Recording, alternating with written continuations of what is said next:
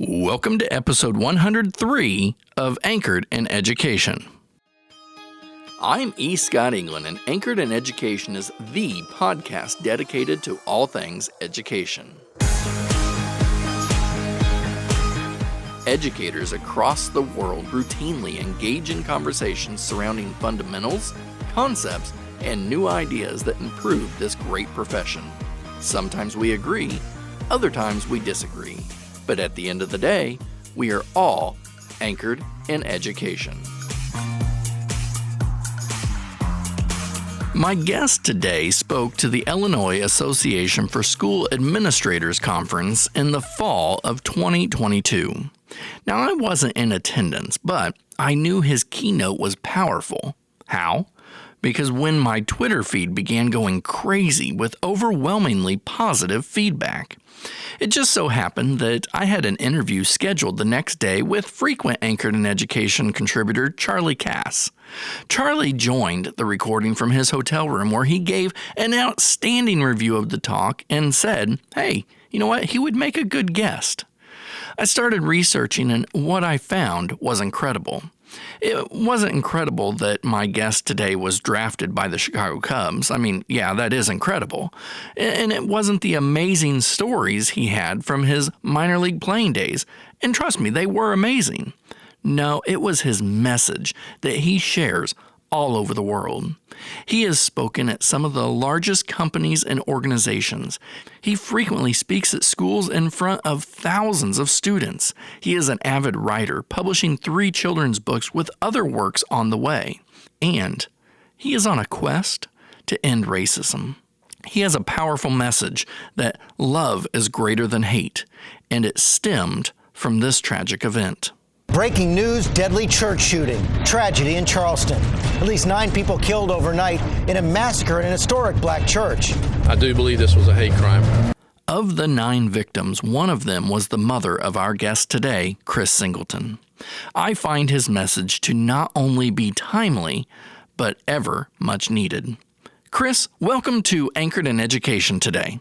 What's up, man? How you doing? Oh, man, I tell you what, I've been looking forward to this, and we've had this on the calendar jumping from, day to day, month to month, and you're a busy guy, and I've had things come up, and we finally found a time to come together and have a conversation. And so, I'll let you know, usually I begin each episode asking guests how they became anchored in education. And, while you don't have a background in education, you do have extensive experience working with schools and students. And I've also heard you share a story about a coach who was an inspiration to you. So do you care if we start today by sharing a little more about yourself and anything or anyone that has kept you anchored in education?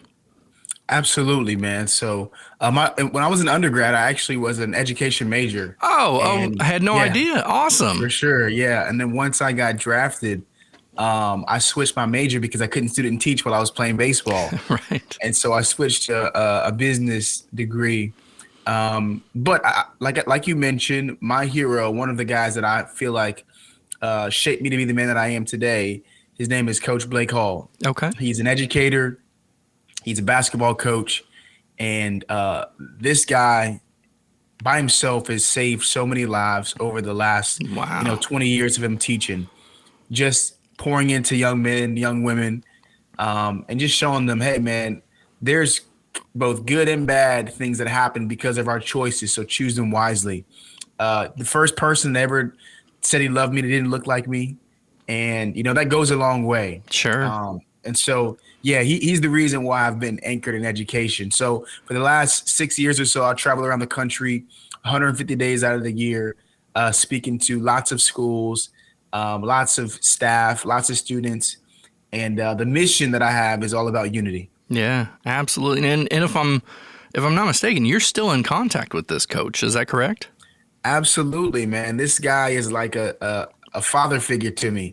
Every single year, I'll sponsor our high school basketball team with something, whether I'm buying the sneakers for them, masks or something, or whatever it is. I always want to support because this guy, he shaped me to be the man that I am today. And so anytime that I can give back, I definitely want to do so. Yeah.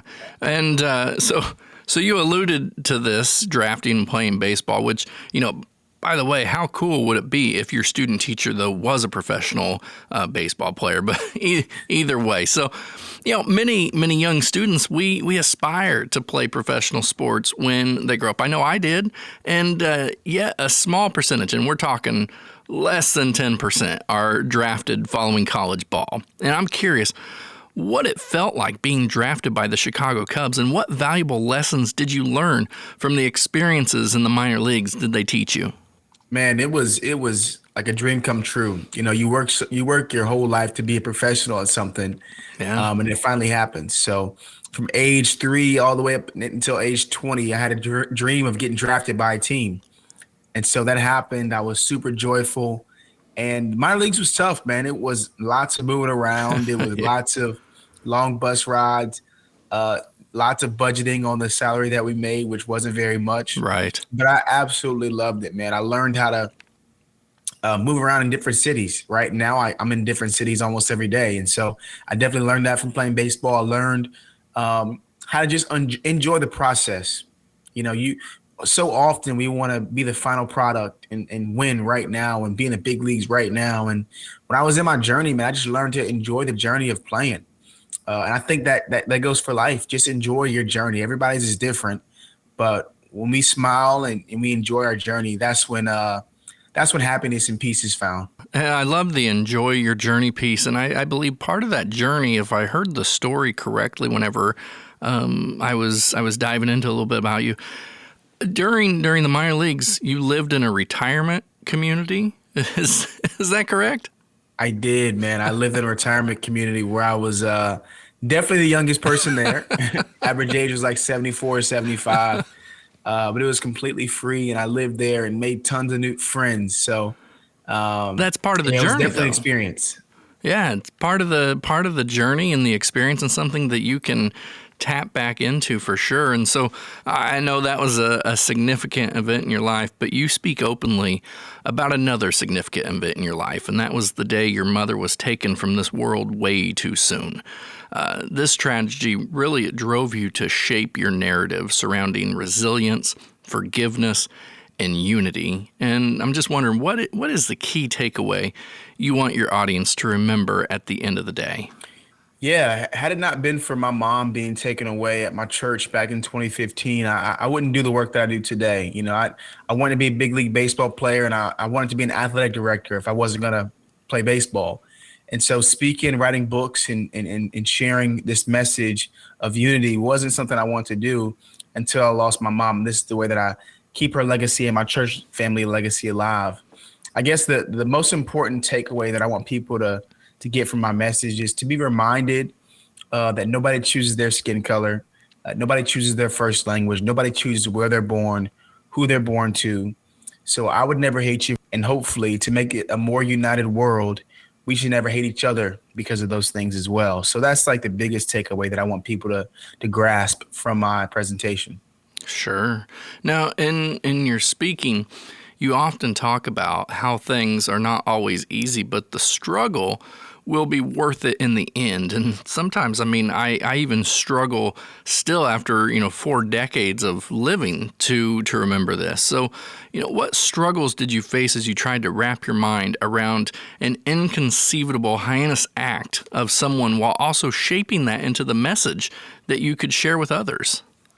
Yeah, I think the first thing is struggling with the fact that I can show my emotions. I think as a man and just, not really knowing a whole lot about grief, I didn't want to share with anybody what I was going through. But when I finally went through the struggle and the pain of letting my emotions out, there was a light at the end of that tunnel.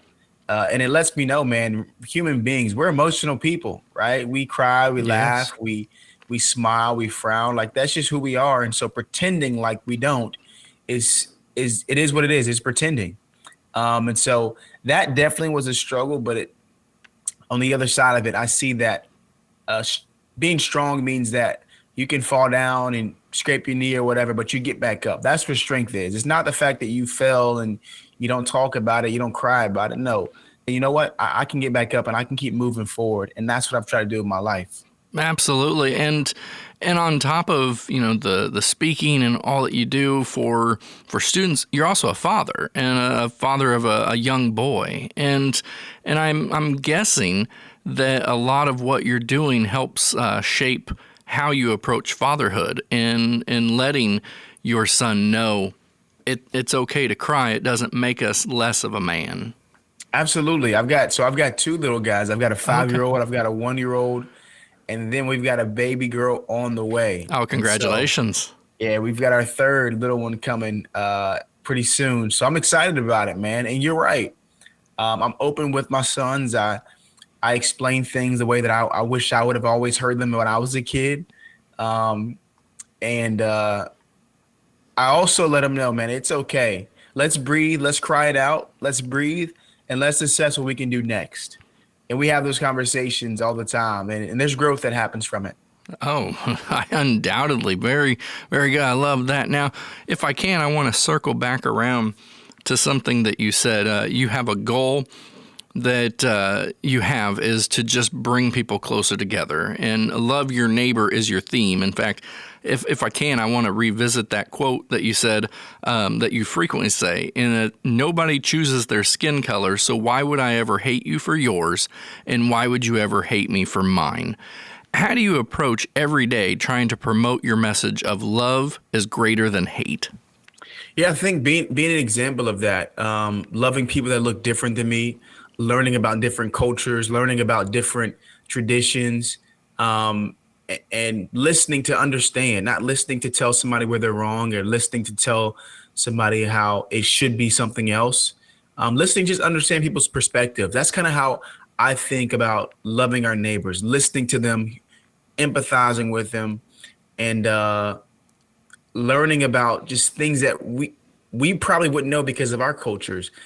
And when we do that, man, people open up. They smile when they get to tell you about their heritage, their culture. They smile when they get to share some stuff that they thought maybe nobody cared about, or maybe they were ashamed about, and you want to know more.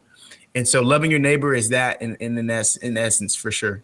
Sure. Now, before we go, as if speaking your message wasn't inspirational enough, you are also a best-selling author of 3 children's books, Your Life Matters, Different, A Story About Loving Your Neighbor, and Baseball Around the World, How the World Plays the Game. Can we end today by learning a little more about these books? Absolutely, man. Different is a book that I wrote on like a 3rd grade reading level. And it's really for any kid that's in elementary school. But in the story of Different, my main character comes from a different country, and he's picked on because he's a little different. He comes from Nigeria, different accent, different hair, different skin color. But in the end of the book, they celebrate Obina's differences. And so many schools that I go to, kids will be ashamed of what makes them different, whether it's wearing glasses or whether it's, having a eczema or, having something with their parents, maybe, dad's not in the house or mom's struggling with this, whatever it may be. People are just embarrassed and ashamed. And we realize that everybody's going through something and we're all different and we should be celebrated. I think that's important. That's the first book. The second book is called Your Life Matters. And this book was written to teach Black history to our little ones. Nice. And it's on like a 1st grade reading level. And I love it because I just put people that I believe are Black heroes, like Jackie Robinson, Harriet Tubman, Oprah, right?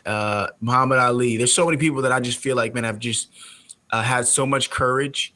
And I taught about them in this book. And they remind our main character how much she means to the world. Then my last book, Baseball Around the World, which is a perfect time for us to talk about baseball around the world in the World Baseball Classic as we're recording this. And for me, I've always loved the sport of baseball, being American's pastime. I didn't realize how global the sport was until I started playing professionally, meeting people from South Korea, meeting people from Venezuela, from Dominican Republic, from Cuba, from all over the globe. And I said, man, I want to teach this multicultural theme with the game of baseball that I love and mesh those two together. Oh, that is awesome. And we're going to link those books on today's episode page so listeners can go out and grab them today. Chris, I just want to thank you so much I want to thank you so much for taking time for joining us on Anchored in Education today. Thank you for having me. Now, you can read more about Chris on today's episode page. Simply head over to my website, escotengland.com, and click on the podcast tab at top. Once you're there, you'll also find a link to all the ways you can connect with and follow Chris, as well as links to his books we talked about. And don't forget to subscribe to Anchored in Education on whatever platform you get your podcasts. Now, I've listened to Chris on other podcasts, and I've watched nearly everything he has posted on social media, and yet every time I hear him speak, I'm moved. Today was no different. I think one of the most powerful things Chris said today was about letting our emotions out. Too often we are led to feel that suppression is best when it comes to our emotions. People who display emotions are often criticized. What's worse is how the display of emotions can often tie into racism. In fact, we have very recently seen an example stemming from the NCAA Women's Championship game between LSU and Iowa. Standout players Angel Reese from LSU and Caitlin Clark from Iowa both showed emotions. During the tournament, one was celebrated for her emotions, while the other was criticized. Never mind the fact that rarely is a word ever said in men's sports when emotions are constantly displayed. Emotions are part of the game. Emotions are part of life. We need to understand that it is not only acceptable, but it is encouraged to show emotions. As Chris said, human beings are emotional people. As I have navigated my career in education at all different positions and levels, I have felt a variety of emotions. It wasn't until recently that I realized how unhealthy it is to keep them bottled up. We need to become a better version of ourselves, not only by allowing our emotions to show, but to accept others for when their emotions show as well. Supporting one another is just one more reason why I love being anchored in education.